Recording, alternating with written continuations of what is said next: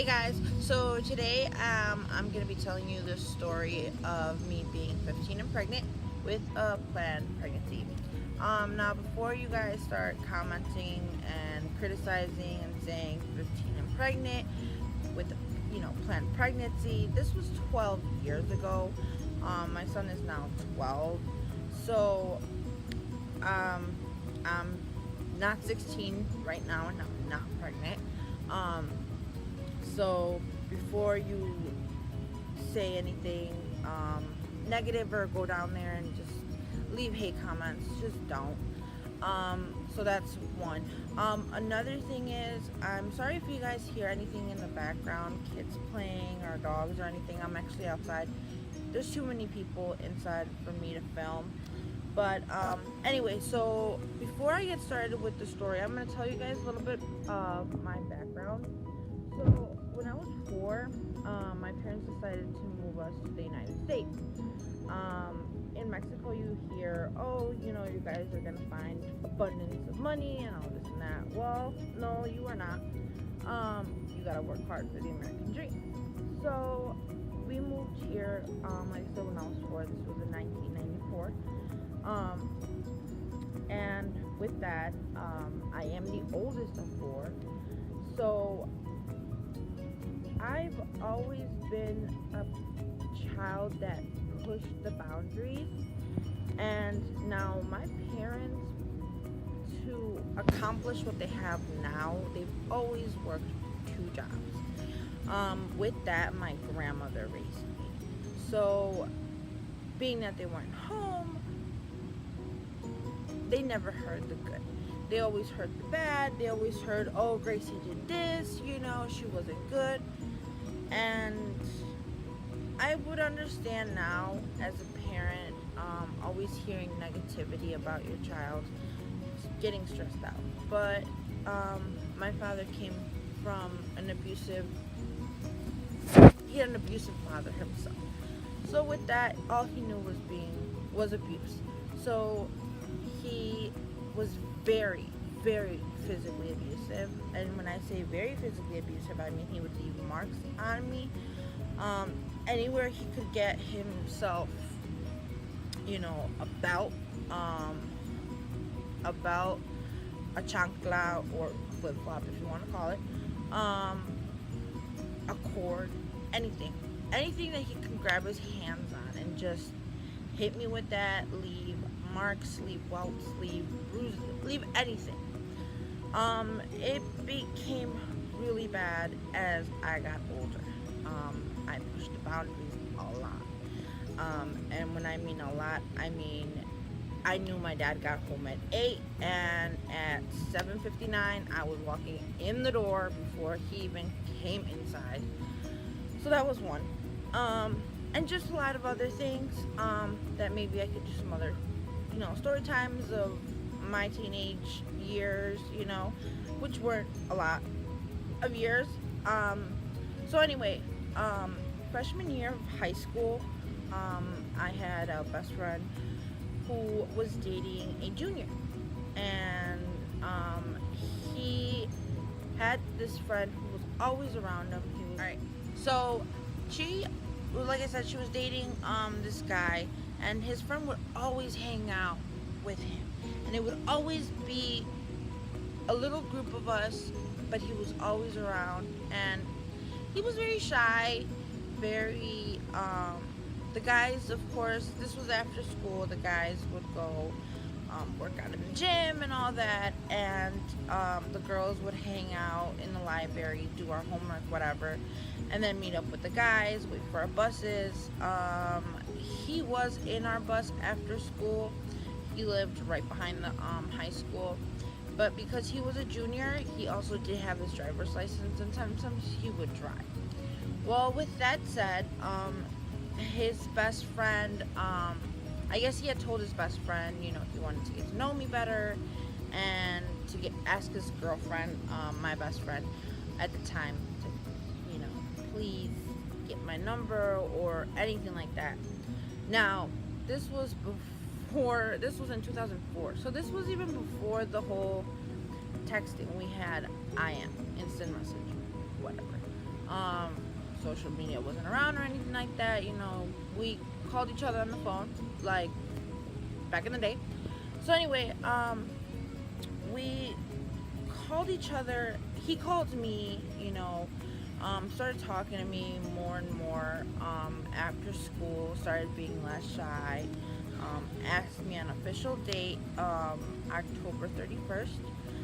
We became official October 22nd, but our official first date was October 31st. So anyway, he asked me, typical questions like, how's your family and all that. Okay, so for our first date, we had gone to the movies. Like I said, it was October 31st. The movie Taxi had just come out, so we went to watch that. And after that, brought me home, and we just sat out here and talked for a little bit. My mom knew I was on this date, and she knew I wasn't sexually active at the time. So basically, we just talked, and I remember I had a mark on my lower back. And so we got talking about my family and all that, and I told him rather quickly, thinking, well, he's my boyfriend, I can probably tell him, since we were boyfriend and girlfriend now, about the abuse I had with my dad. And it, his parents were never abusive or anything. They were not, they were more Americanized Mexicans, and if you don't know about that, it's just, they weren't as strict as my parents were. So with that, over the course of a month, I would say, he got more and more worried. I opened up to him about some other things that had happened in my past, and how I hadn't told my parents or anything like that. And he just thought that my parents overall were just so abusive that he just wanted to remove me from that situation. So anyway,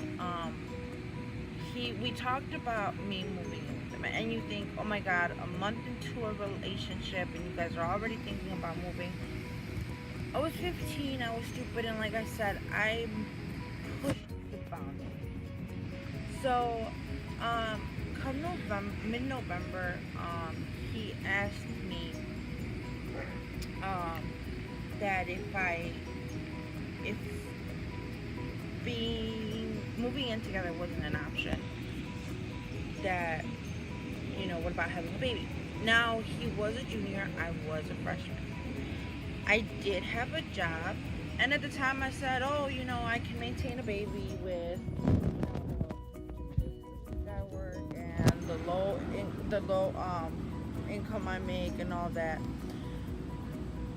No, that whoever at 15 thinks like that is dead wrong.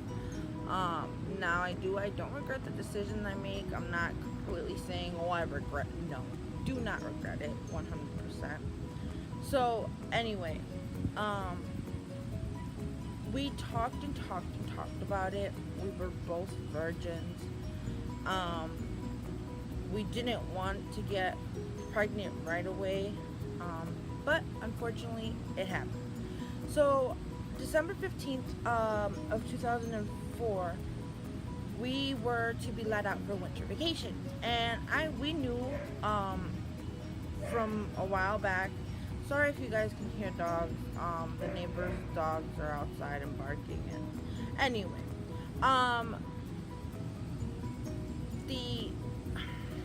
so December 14th he came over, and like I know the day I got pregnant. It was December 14th because that was our first ever time without anything, any protection or anything. So, um, I I knew quite fast um, that that my chances of being pregnant were high. Um, Not only that, I was pretty constant with my periods, and I knew kind of when my ovulation was happening anyway. Um, so I basically we said our goodbyes the next day, and then come come 3 weeks later, holidays pass and all that, and I start noticing that I'm not feeling good. That I'm feeling sick in the morning. I'm more just tired constantly, you know. And I was one that would always want to stay after school and hang out and all that. Now, we knew we were pregnant, but in our minds, or I was pregnant, sorry, I think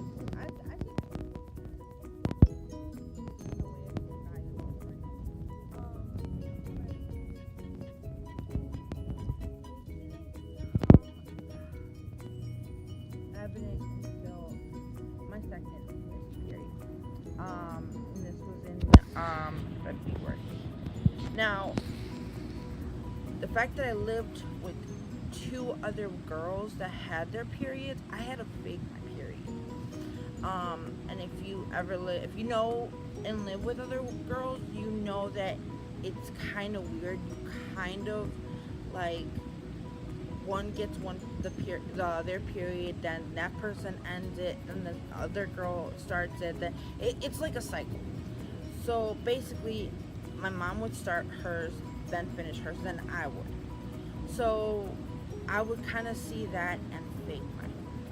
So that happened, and the only reason I did that was because my mom was a teen mom, and she struggled very much and a lot. And I didn't want her to say, well, you need to get an abortion. So we did our research, and we found out that at 4.5 months, you couldn't go into an abortion clinic and basically say, hey, I want an abortion at 4.5 months. 4.5 months, a baby can live outside the womb. Unfortunately, there would be precautions. Well, anyway, don't want to get into that. So we decided to wait to tell our parents. So we took a pregnancy test, came out positive. We already had known. I mean, I was feeling a lot of the symptoms. And I had actually asked one of the girls that got pregnant before me at my school how she went, how the school acted, and how, what do they provide, if they help at all. And actually, our school has a class on, sorry, there's a siren.